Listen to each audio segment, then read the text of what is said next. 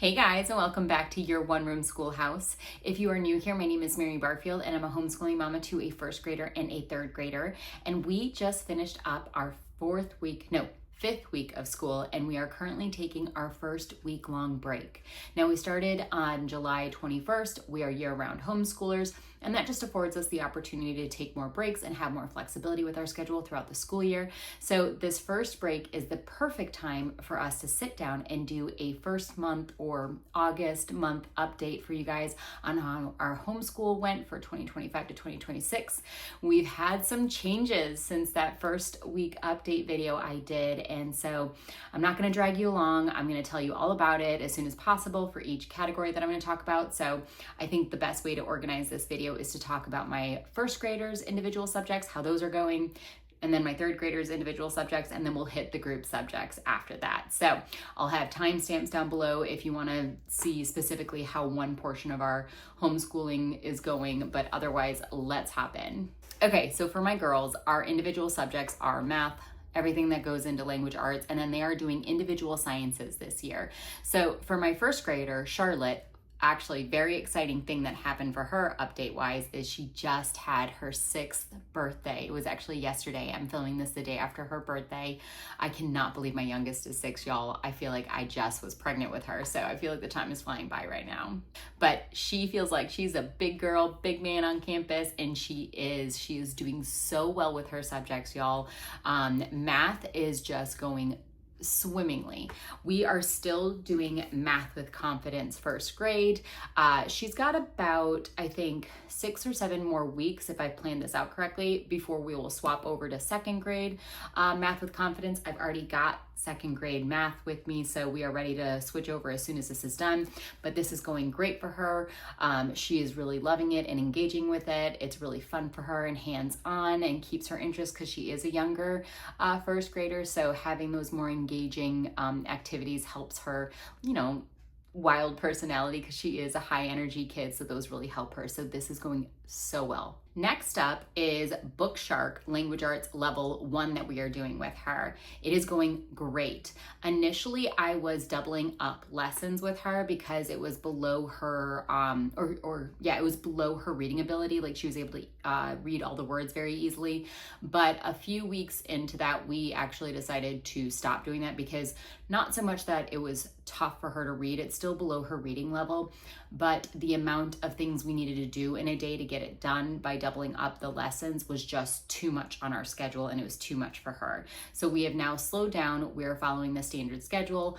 I am okay with her being a little bit of having it be a little bit below her reading level because it is building really great confidence with her, and also the creative expression that goes along with it, which is more their writing portion of the language arts. So it's copy work, it's a little bit of gentle grammar built in, as well as the actual physical like writing. That is above her level. So I'm okay going a little bit below because we have other readers that she reads outside of that at home that can challenge her reading and let her progress that way. She actually finished her first reader with the program. She finished I Can Read It Book 1, and she was super pumped to finish that all the way through. She actually thinks the stories are fun and hilarious. Some of them are sweet and cute. So she's staying really engaged with the reading material. I love that for her. The only thing that she says that she's meh kind of on is the spelling portion of the BookShark program. And it's because it's just kind of straightforward, and frankly, it is probably a little tedious and boring for her. What they do is they give you a list of words at the beginning of the week, and you're not even truly like doing spelling tests with it, but like you introduce the word list to them as well as the rule with it. And then it's like, okay, that was the first day. Second day, we want you to write them big on the whiteboard. And then the next day, we want you to copy them down really small. And then I think the last day, they're like, you can do a test if you want to with it, but she like kind of dreads doing all that. So this past week, I actually realized, I was like, okay, we need to switch this up. We either need to drop spelling as a formal thing or we need to switch it up. And so what I decided to do was, because she knew all her spelling words. And so what I did was in her notebook, or I wrote down all the spelling words for the week, and I said, hey, pick 2 words and I want you to create a sentence with them, and I want you to tell me it, and I'm going to write it down, and then you are going to do copy work with it, and then you get to draw a picture for the scene. So what she did was, a chick runs from a bird, and so she copied it underneath, which copy work is really good for spelling, so I thought that was great. Also helps with penmanship and grammar. And then she drew a little scene, and that was the baby mom, or the baby chick, or mama chick coming to get the baby chick and saving it from the birds. So she liked that so much better, and she said, hey, can we do things more like that, and not the spelling list? So what I'll do is, I think I'm going to use the BookShark spelling list, but then I'm going to create my own more natural activities, a lot of it surrounding copy work or creating fun sentences and things like that, and we'll just kind of take it more at a natural Charlotte Mason approach instead. So last thing for my first grader is to talk about science, and she is doing this term Little Hearts and Hands, Field and Flowers from The Good and the Beautiful, and this is going really well. She really likes science. Every time I ask her, I'm like, what's your favorite subject so far? Every week she's like, science. And I asked her, well, why? You really seem to love it every week. And she said, it's because I get to do this one-on-one with you, and I think that's really fun. She also really likes the content, like what we are learning about. So we're learning about garden flowers, fungi, desert flowers was our last lesson. That was kind of fun. Seeds and trees and tree bark and tree leaves. She just thinks that's also interesting, and I love that. It's very nature-based. And she likes the fact that there are stories that we get to read that talk about the information, but also the Good and the Beautiful app has movies, they're like 5 minutes long, discussing the material, and she really likes the person that does it. There's this woman on there who does, I think, all of the videos, I swear.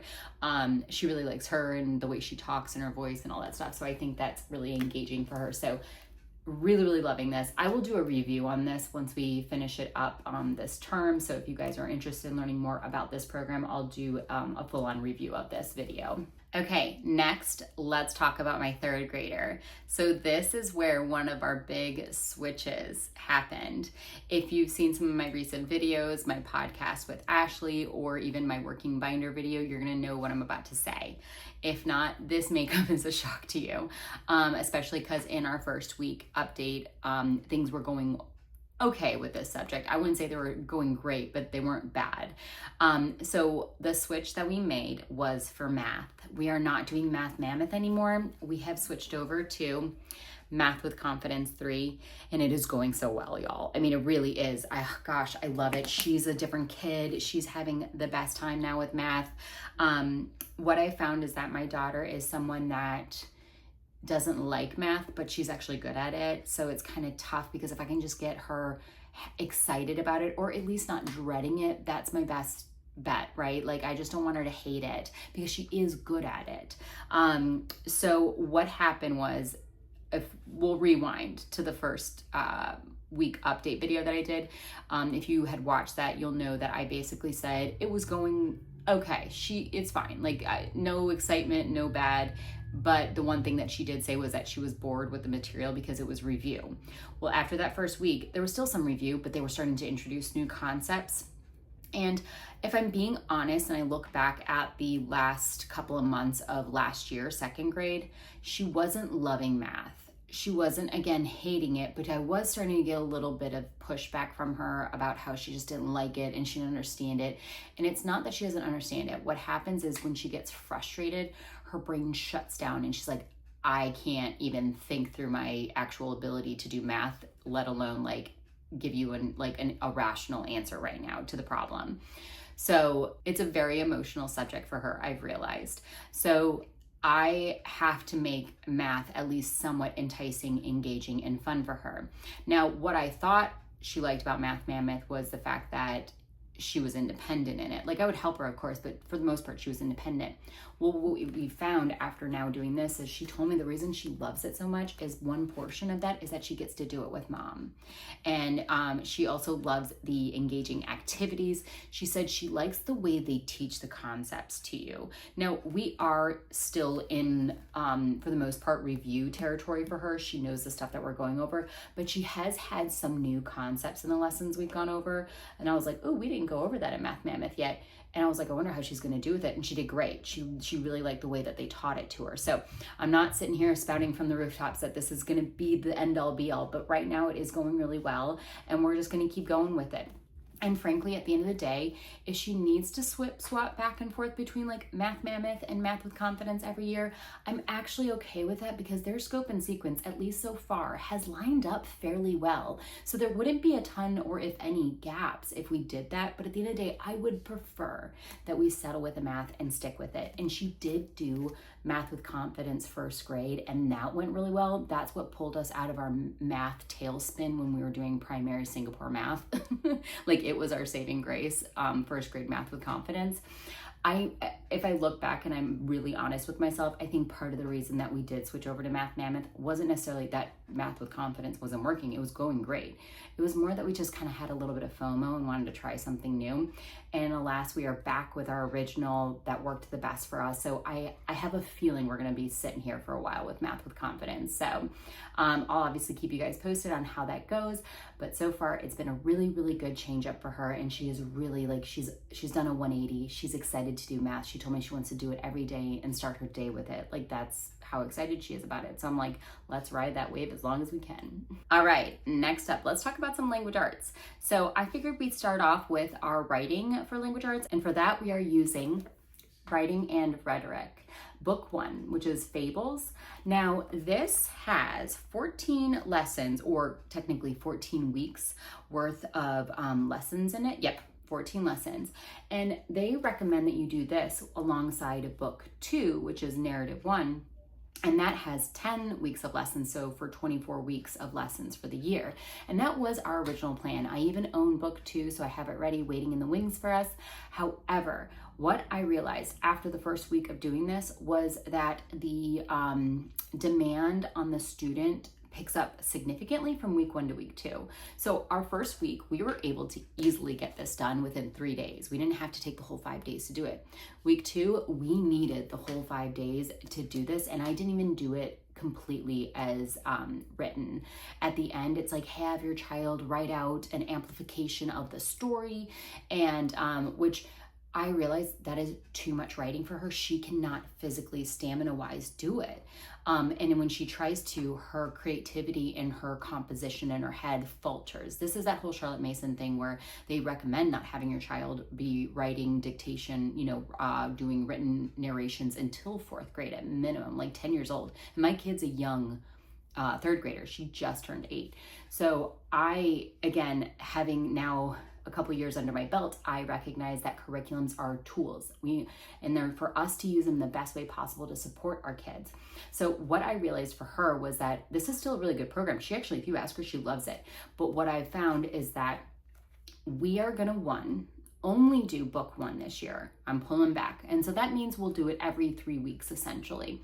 And then another modification I've made is at the end when it's trying to have her write a ton, instead what I do is I get out my computer, my laptop, and I have her orally narrate the story to me, and then I write it out. And then she still does the rest. At the end, it's like, have your child speak it out loud, working on recitation to somebody else. So I have her then go to her father, and I have her read her story to her father to work on those recitation skills.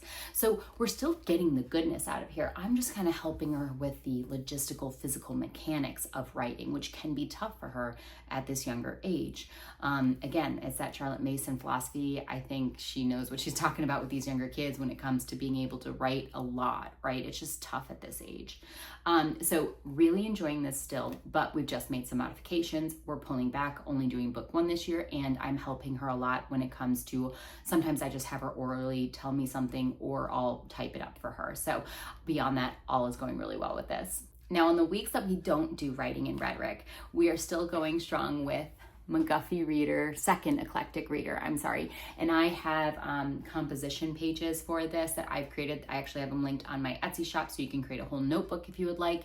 I created my own for her, not the Verily Schoolhouse ones I was using with her last year, because she doesn't need that dotted line in the middle anymore for her penmanship, that guided line to help write her letters correctly. It actually was kind of messing her up. She's better off just having normal wide rule lines, and that's much better for her. So I ended up creating my own pages because unfortunately I asked the owner of Verily Schoolhouse, I was like, are you going to create something like that? And she's like, not at this time. So I went ahead and created my own. For my youngest daughter, when we bring in the McGuffey reader for her, I'm going to start her off with those Verily Schoolhouse pages because I think they're perfect with the dotted line. It's awesome. So, but this is going really well. We do narration, copy work, dictation. There's spelling in here. We even look up vocabulary. We do little vocabulary doodles. We use it for dictionary skills. The McGuffey readers, if you've been around here for any amount of time, you know I love them. I think they are such a solid, you can make them an addition or you can make them your full language arts. We use it as a supplement, just as a daily, check-in and reinforcement of our abilities. But other people I know use them as their only language arts, and their kids do fantastic. So go check out the McGuffey readers if you can. They're awesome. All right, next, let's talk about my daughter's language arts from BookShark Level 3. So she's really enjoying the readers from BookShark Level 3. So first, she read The Secret Valley by Clyde Robert Beulah. She really liked this. This was about a family heading west in the era of the gold rush times, and she really liked it. It was a really good living narrative book. The next book we picked up was The Chalkbox Kid. She also finished this one. It's about an artistic boy who's really good at drawing, and he found chalk and he's just moved, and there's a whole lot of stuff going on there. I won't go into the story, but she really enjoyed this one, and she's started now the next one, which is The Paint Box Kid, which is following Gregory's story here to the next book. So it's a 2-book series. So she's loving the books. She's getting so much good reading out of them. I'm just really impressed with how much and how well she is reading. Like I'm so glad I got these readers because I think it's really reinforcing her reading skills. Now, as for the rest of the language arts level 3 BookShark, so there's 2 other main components. There's vocabulary, which we do Wordly Wise Be with. That's great, but that's like a kind of an add-on. The other 2 parts that are actually BookShark are spelling and creative expression. So same thing with my oldest with the spelling. She's like, Mommy, I know how to do these. She does. She is naturally a good speller, I'm realizing. She really is. Whenever I've tried to implement a truly formal spelling program, she kind of bucks it because she's like, I know how to do it, and she does. It's not her just saying it. Like I test her, I'm like, hey, every week, let's go over the spelling words. I read them to her first, and she writes them all down correctly the first day. And I'm like, okay, well, let's move on. So right now I've pulled back on doing any kind of formal spelling program with her. I'm just gonna nix, on Monday, I will read the spelling list to her, have her spell them out, and if she gets them all right, we'll just move on and not do anything else with them that week.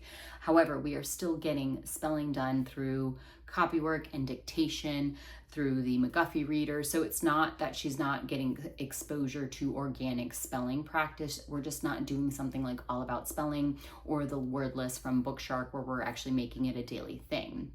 Now, the creative expression, on the other hand, she's doing really well with. She really likes it. So it includes the day 1 is a copy work, day 2 is a grammar, any kind of grammar mechanics that they want to introduce gently, they incorporate it into the copy work that she does from the day before, so it's all tied to the literature. And then day 3 and 4 are writing.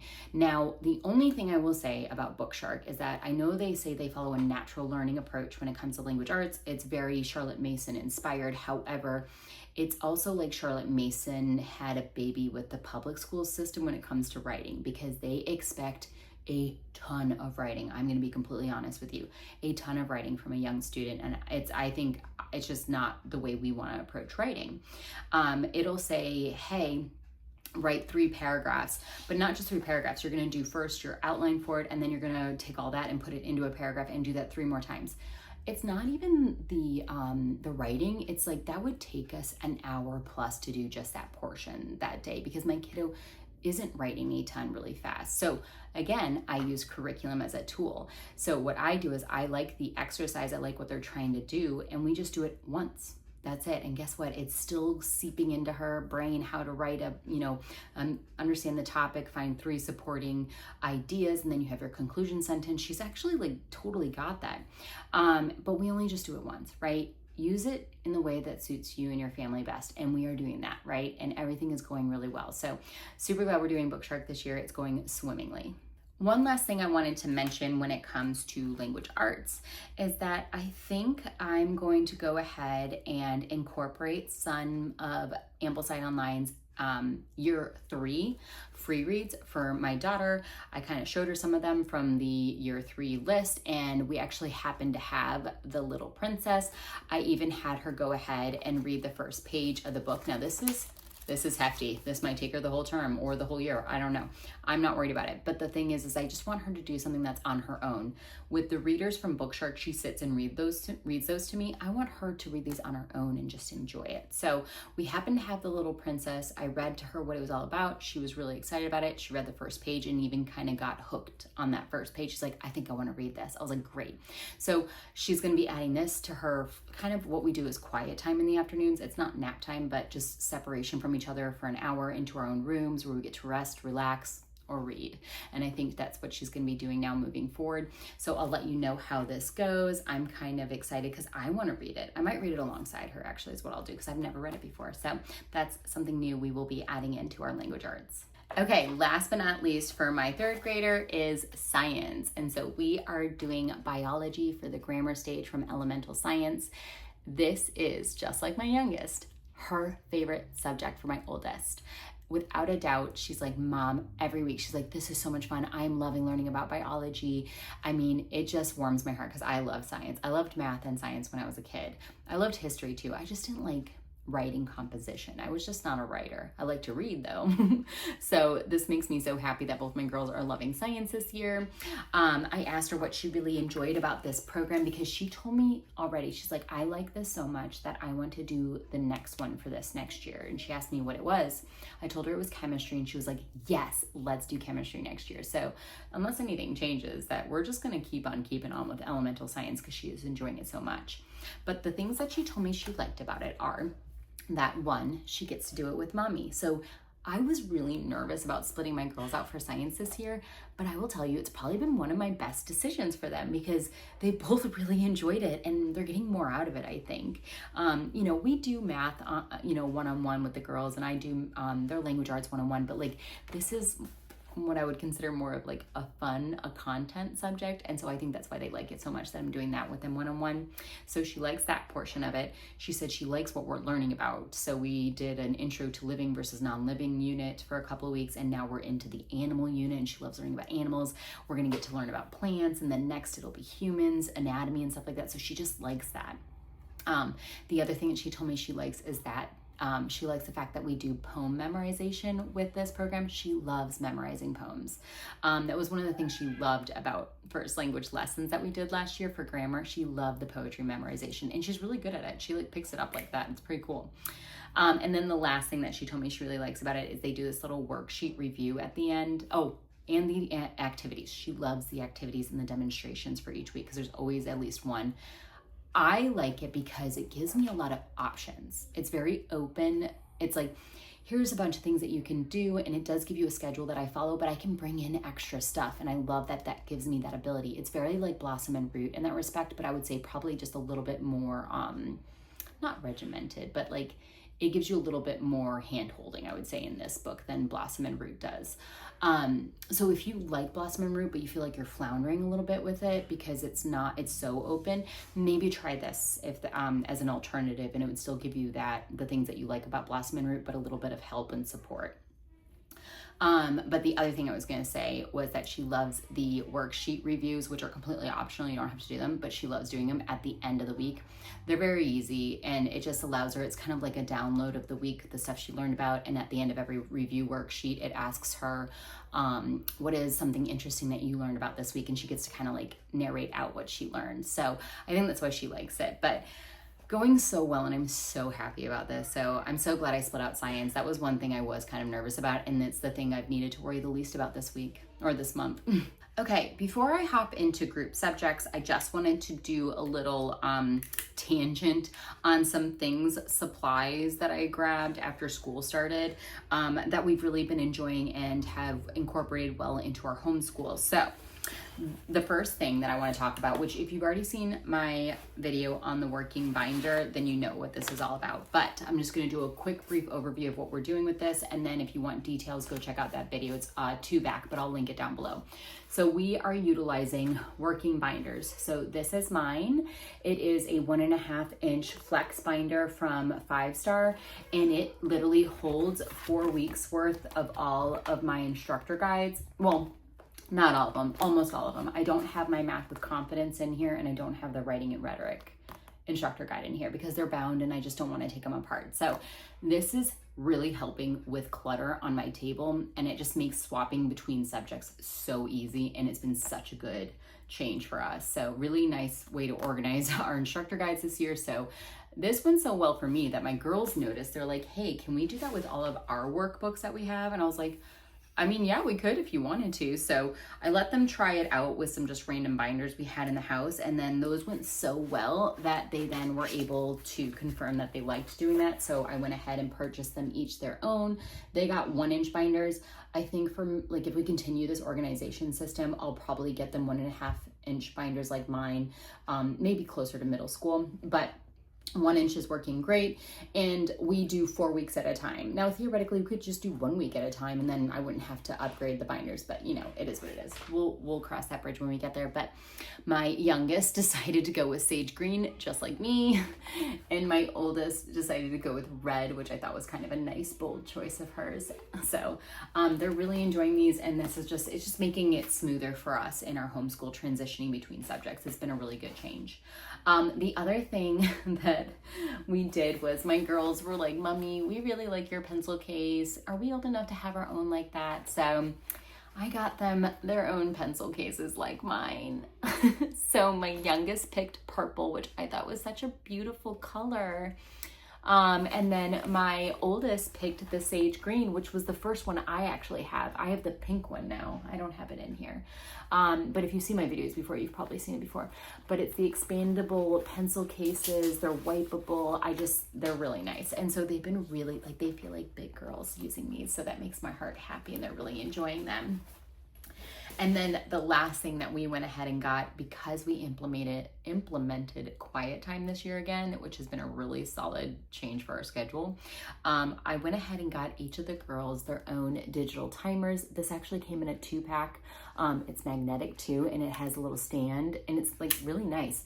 And for 2 of these, I got them for under $5. It was really impressive. So here, oh wait, I've got to turn on. I'm gonna do it without the noise. But so that's what it looks like. You can say, hey, I want 1 minute, 1 second, or you can do, you can actually do it where it counts up versus counts down the time. So, and it has a audio version and then a quiet version like this, but it just helps them when they're in quiet time. They know when quiet time is over, rather than them popping their head out the door. Mom, is quiet time over yet? They can see it themselves. And then also what we've kind of started doing is using this for our subjects, because I am really trying to adhere to more of a Charlotte Mason approach of our timetable and not do more than 20 minutes of any subject at any time. And using this has been a really good way to keep us on track with that, and our lessons are going a lot smoother. So, and we're not getting burned out. So $250 basically for each of the timers. Really good addition to our school. All right, y'all. We are about to go into the biggest change, I think, that I made this year that I did not think I would make. And if you've already seen my podcast, you know what it is. We actually ended up dropping Story of the World, Volume 1, Ancients. And since we dropped this, we also dropped Dolores' Book of Greek Myths. I went ahead and dropped the Jesus Storybook Bible Time, because the reason I brought this in was I wanted to learn these stories alongside ancient history. And then the Build Your Library literature selections we had picked to go along with our ancient history. Now that hopefully that shock has settled in for you, let's talk about why. So after the first week of school, we then started to get more into Story of the World, as well as we had started our language arts literature pick alongside that. It's the Golden Bull. I didn't bring it downstairs. I'll leave a picture of it here so you know what it looks like. We were also getting more into depth with the Greek myths and the Jesus Storybook Bible. And for my kids, the material was not connecting. Really, it was, unfortunately, Story of the World that really, my oldest daughter was like, I really just can't connect with the material. I don't really understand it that well. And she said, Mom, it's just making it hard for me to give you a narration. Like, I just don't really get it. And which is shocking to me because I personally was enjoying Story of the World so much. It is such a good read. Like, I'm probably just gonna read it on my own for my own reference and my own information so that I know, ancient world history. So I think it's a really good book. So if you're doing well with this and your kids are doing great with it, do not worry. Like, this is just me and my kids. Well, my kids really. But the reality is if they're not connecting with it at this level, I don't find the point of having to continue to drive through and take that time out of our day to continue to read it. So I really pushed through. They were pushing back on me week 2, and I struggled through week 3. I think it was end of week 3. No, I think it was week 4 that I finally was like, okay, I'm gonna say this is not working for my kids. At the end of the day, I take into consideration my kids' opinion about subjects and curriculum that we're using, but at the end of the day, I am the authority in my homeschool and I get to make the final decisions. So if I know this is really good, but they're like, they're like, I don't really want to do it, I don't care, we're still doing it, right? But if I recognize that it just is not right for my kids and that's why they're pushing back on it, I'm okay saying, let's try something else or drop it or whatever, right? And I recognize that this was not right for them, at least at this age level. And that's what it really is. I think it came down to maturity level. We had never had any exposure to ancient history before, so they didn't really understand. I mean, we had done prehistory, but prehistory really is conceptually just wholly different. And even the prehistory we did with Build Your Library, my youngest was kind of like there for maybe 20% of it. Like, she was like, I'm here to draw the pictures. But even my oldest would sometimes struggle in conceptualizing and understanding it, but she did. For some reason, this just did not connect with her. And that's fine. But again, ultimately, it just didn't make sense to continue with the Greek myths and then the Build Your Library, as well as the Jesus Storybook Bible. The other thing that was just not connecting, or actually maturity-wise, I think was too high level for my kids, was the read aloud we were doing from Build Your Library, the Golden Bull. It kind of hit some hard topics right out the gate in the first chapter even. People having to separate from their parents probably dying of starvation. The little girl who is the sister of the main character, she's basically like taken by this guy, Malek. And I've talked about this in another video, so if you've already heard this, I'll be quick about it. Where he kind of insinuates that if her brother doesn't stay with them, he won't be there to protect his sister from him and his men.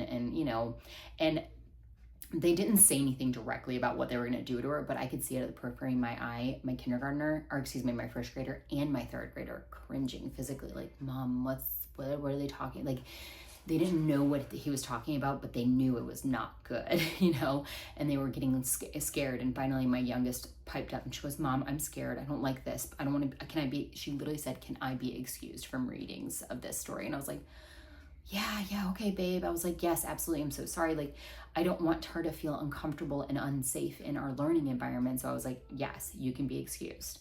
My oldest kind of looked at me like, wait, can I go with her? I was like, this is meant to be for a first grader because Build Your Library schedules it for first grade. I was like, why don't we keep trying? Why don't we keep through? A couple days later, literally my oldest daughter, a few more things happened. She's like, Mom, I really don't like this book. It's really scary. And I know that seems like dramatic, but for them at 6 and 8 years old, well, my youngest was 5, it is scary, right? The way it's written. And so then I did some further digging. Some of you guys commented and let me know that the book is actually scheduled for like middle school grades. So I feel a little bit more empowered by my decision to drop it alongside Story of the World. I know Story of the World is written for first graders, and it can be looped back around to be reused all the way up to 4th grade. But this just didn't resonate with my kids, and that's okay. And then I was trying some things out, trying to figure out what I wanted to do. And I even brought up Children's History of the World. I have the free version on my iPad. I read them the first couple chapters, which is also ancient. They loved it. They were so engaged. It's a very living narrative. It's very much written to the child. And so I just think that they just didn't resonate with this kind of writing. I think they would probably do really well with this in middle school, though. I think it's really well written. So maybe that's something we'll do later on. I don't know. We'll figure it out. I'm not too worried about it right now. So where does that leave us? Ultimately, we have decided to just not do ancient history at all. And what we are going to be doing instead is American Girl history all this year. We're not going to spread it over 2 years. Since we're not doing another history stream at this point, we are going to do all the girls this year. Before I was spreading it out over 2, now we're going to condense it and follow the traditional schedule that the units are scheduled for and do each girl in 4 weeks. I am still going to leave out, right now, this is my plan, I'm going to leave out Marie, Grace, and Cecil's unit. And I don't know if I'm saying her name right. I'm sorry. I'm going to leave their unit out just because when you're looking at the things that happen in the time period, I think that's the one I'm not the most worried about getting in. I still want to do it at another point, but if I do the rest of the girls as is with our normal schedule, that'll leave us with 2 extra weeks on the end of the school year. So if I actually included Marie, Grace, and Cecil, that would put us 2 weeks over. And so I'm going to see how things are going. I don't know. We might add it back in. We'll see. I'll keep you posted on that one. But we are now at the normal speed with American Girl, and it is going so well. It's not overwhelming doing it. Well, at least for now, it's not overwhelming doing it as written. We are just loving Felicity's unit. We just finished up the 3rd week. The girls love colonial America, learning about the American Revolution. They're really enjoying it and they're connecting really well with it. And I think in the spirit of Charlotte Mason, it's because we are starting with our home country rather than trying to do ancients, which is more like the world.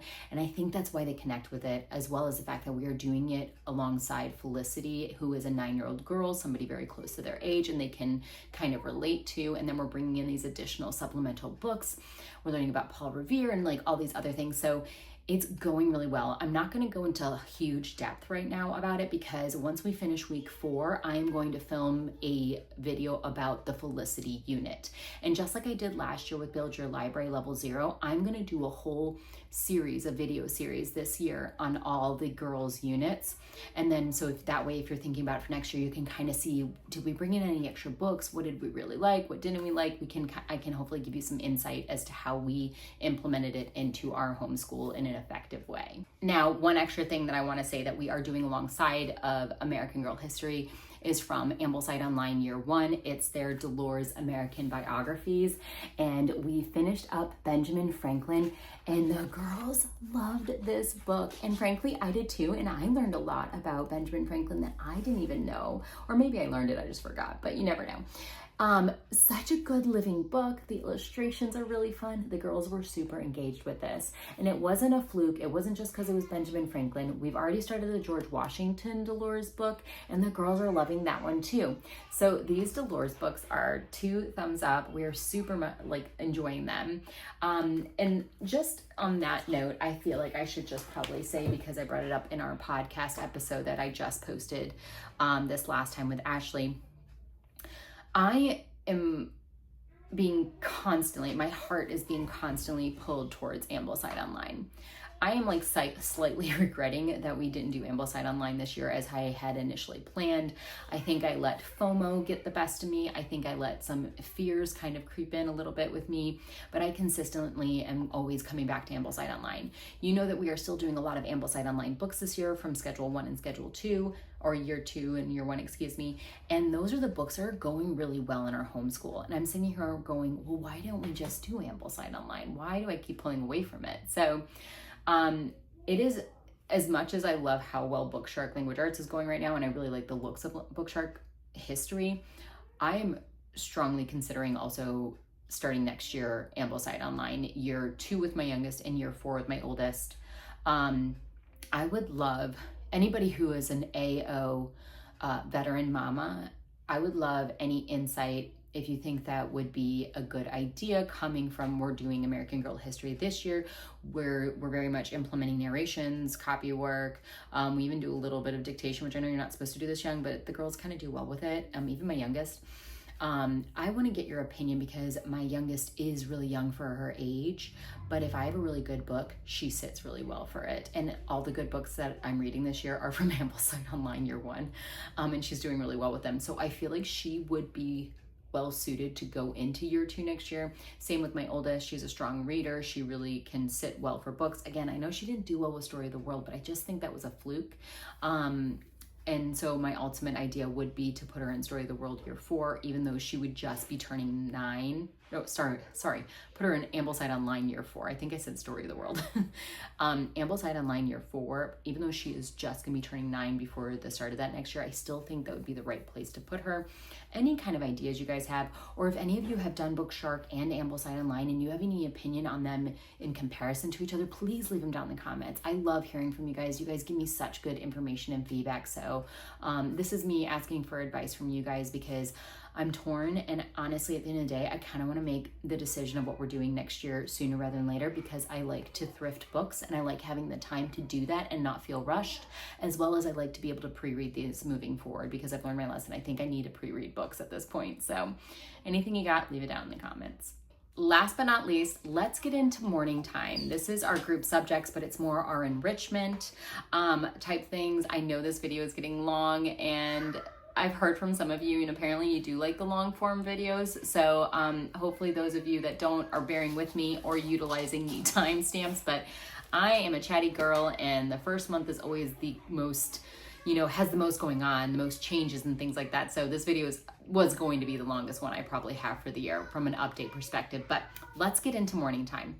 All right, first off, real quick, I just want to say, so free reads this year, I created a list of like, hey, these are books that I created like a visual list in my planner. I don't have it here, but I basically said, hey, you each every other time get to pick our free read, and this is something that we just do as a family. I don't schedule it. I bring it in a lot of time at morning time, and we'll just do like a chapter that day, or I read it at night. We just kind of read it whenever we feel like the fancy strikes us.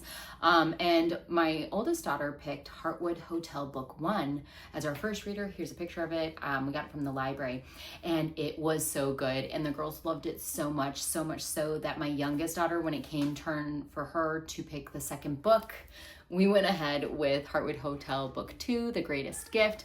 And at this point, I think we're just going to work our way through the entire series. There's 4 books. They're all seasonally based. The first one is fall. This one you can tell is winter. And then, of course, spring and summer will follow. But it is such a sweet story, but it's also really well written in a way that, like, even me as an adult, I'm kind of enthralled. I'm like, what's going to happen next? But it's not, like, overly scary. I don't know. It's just so good. So really, really good picks here. So we're about halfway through this one, so hopefully we'll be able to finish that one, and then the third one next month. And then next I want to talk about is poetry. So we are doing, we're reading 1 poem a day, sometimes 2 if it's a shorter one and the girls want to. They're like, can you read the next one? And we are using Ambleside Online's Poetry Anthology Volume 1, Beginnings. This is meant for year 1 students, and it is going so well. The girls both said they're like, poetry is one of our favorites, and I was not sure how this was going to go because it's just all black and white. There's no fun pictures, and we did National Geographic's animal poetry last year, which had these beautiful, gorgeous photos of all these animals and things, and I was like, I don't know how they're going to transition to a black and white, just, standard poem book. They literally told me the other day, they were like, poetry is so beautiful. I was like, oh my gosh, I think so too. And I was not a poetry girl when I was younger, so this is like an awakening even for me. But I really love the way the poems are laid out and scheduled in here because it's on a monthly basis. There's about 20, how many? I think it's 21. Anywhere from like 16 to 21 poems for each month. Some are seasonal, some are not. So you could truly start it from the beginning and read January to December, but I decided to start it in July when we started this in July because there was, Summer Days was one of the poems. We're starting to get into more fall-like poems now that we're in the August one. But again, not all the poems are like that, so you don't need to do it if you don't want to, but really loving this. The fact that they put it all into one compiled anthology physical book, I really enjoy. If you don't have the funds and it's not in your budget, they have all these poems for free on Ambleside Online. They have links to it. You literally just click on it and pull it up and read it. I just prefer to have the physical book in hand. And you know what? Because the girls are enjoying it so much, I hope, in my hope of hopes, that in the future the girls will pull this book off the shelf in a year or two and read them on their own and just continue their love for poetry. Next, I was going to talk about what we're doing for Spanish, which you guys know, Homeschool Languages, Spanish 1. I thought I brought it in here, but I didn't, and I'm honestly not going to because I don't want to disturb my dogs. But I'll put a picture of it here. Spanish 1 is going really, really well. The girls and I love it. I mean, there's literally nothing more to say. This is our second time going through Spanish 1 because we started with the original version last year, and then we got about 60 to 70% of the way through that, and then we got the updated version, which is a lot better in my opinion, but the first is still great. Obviously, it's what got us into Homeschool Languages, and we loved it so much. It's really like it went from here to here with the update. So, but honestly, going back through it has not just helped my youngest daughter, it really has helped her really remember some of the vocabulary. Not only is she able to understand, now she's able to speak it better, going back through it a second time. But my oldest is even benefiting from it. I can tell it's becoming a little bit more second nature to her to speak the words in Spanish. And that just makes me so much so happy. We also are doing the workbook with both the girls. I have the PDF version and I print it off for both of them. And that also, the new update to the new workbook has been amazing. So, the girls are doing really well with that. We're just taking our time going through it. We're probably doing, and we're not doing it every day, I would say every week, I will say that. We're probably doing about 3 to 5 times a week, and that's been perfect for us. So a lot of times I'll make Friday just a workbook day, and we'll just do the workbook for the lessons that we completed that week, and it's just working really well for us, and I'm just really happy with it. Next, I want to talk about nature. That includes nature lore and nature study. For nature lore, we are doing the Burgess Bird book. I got this copy. I got a PDF version from Living Book Press, and it has the colored photos in it. It's so good, and I printed off myself and bound it myself. Good way to save yourself money, by the way. I actually have a 10% off discount code. I'll leave all that down below if you want to check out Living Book Press. If you're like, I don't want to wait for it to be shipped to me. If you like to print like I do it yourself. It saves you a ton of money, and you still get the good quality of the print that they've done from Living Book Press. But so this is going so well with the girls. We've combined it with Simple Studies, and they provide coloring pages that we do for each of these birds, and the girls like coloring as I'm reading the story, and they're really liking it, and they're narrating well from it too. So this has been a big hit. The other one that we're doing, and again, this is all from Ambleside Online, year 1. We are doing James Harriet's Treasury for Children. Now, we only had the first story. I think it's Moses, Moses Kitten is what it's called. Yeah, Moses the Kitten. And so good. Such a cute story. Such beautiful illustrations, y'all. Like, look at that. But everybody I've ever talked to has said wonderful things about this, and they're like, you have to read it. You have to read it. And now I get why. It is so good. The girls really enjoy it too. So they always ask me, like, wait, do we own this, or is this from the library? And whenever they ask that, it's because they want me to say we own it because they want to keep it and read it later. So when I said we own this, they were like, yes. So that's a good sign they are enjoying it. So big kudos to Ambleside Online for scheduling this. The thing that we're not doing so well, or haven't done at all, is nature study, like true study. And so what I've decided, and we've just been terrible about it, I'm just gonna be honest with you, we just have not done it. We've neglected it completely.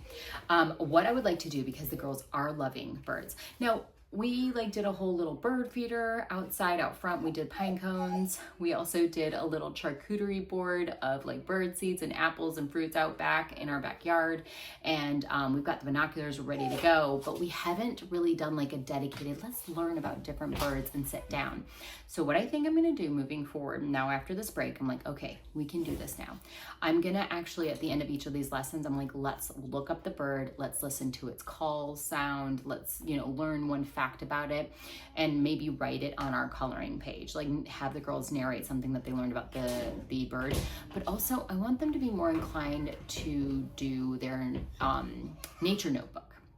Now, we have not gone on any nature walks, partially because it's been really hot here, and that's pretty standard for this time of year, and I knew that would be kind of an impediment to us doing any kind of nature study.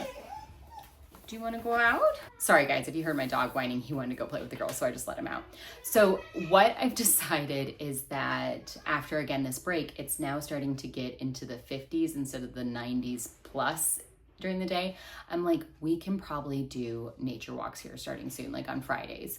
I'm not saying we're gonna do it every week, but what I would like to do is at least commit to 2 a month. That's my commitment. That's what I'm gonna try and do. And then from that, it doesn't have to be bird related, but if it is, great, even better. But what I want us to do is we'll go on a nature walk on Friday, and then when we come back, take our nature journals out, or we'll take our nature journals with us, whatever makes the most sense.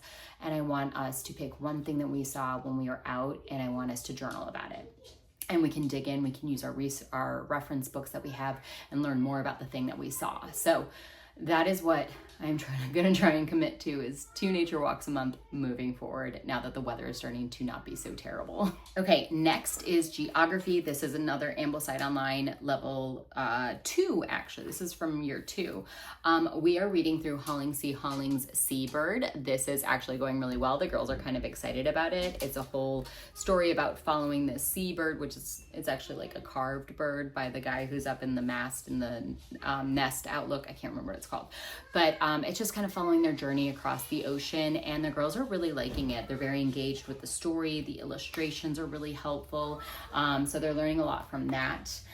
The other thing that we are doing is we are just working our way through home geography and elementary geography. We are not following the Ambleside Online schedule. We're just reading from one book one week and one book the next week, and we do like 10 minutes. It's normally a lesson or 2 from each book, and we're just gonna work our way through them. We probably won't get these done this year, but we'll, just keep going into next year. The girls love these books. I love these books. They're so well written and so good, y'all. And some of the stuff they've already learned, but it's reinforcing it, like the cardinal directions they already knew, but it's kind of like reinforcing it, but understanding, where does the sun rise? Does it rise in the east or the west? Where does it rise? Okay, we know it rises in the east, so if it rises over there, where's west? And the girls are like, oh my gosh, it's over there. I'm like, yes. And so learning about North Star, directions, things like that, it's been really fun to see that all connect with them, and they're having fun with it. Next, I was going to talk about Paper Sloyd, which is our handicraft. This is going so well, so much so that the girls said, do we have to do brushwork next term? Can we just finish this book and do this all year? And I was like, actually, that is something we could probably do. So there is a chance we might make Paper Sloyd our handicraft for the year, because the girls are enjoying it so much. Second to last, we're almost there, guys. For art, we are doing Blossom and Roots Art Level 0, which includes artist study, composer study, as well as an actual art activity the girls get to do every week. Going super well. The artist we were learning about was Claude Monet, and I just brought one example of the girls' work. So like every week they have an art activity, and this was meant to show like wind blowing in the leaves and how like they were supposed to represent that in their like the changing of the coloring and the light on the leaves shows that they're blowing in the wind, like how to do that in a still painting. So this was one that they loved. The musician we were learning about was Erilyn Wallen, who did a lot of more we learned more about vocal versus instrumental music, and they really liked a lot of that music that she did, a lot of piano, a little bit of opera. It was kind of fun. So they've had a lot of fun with that. And then last but certainly not least is our little health elective that we're doing.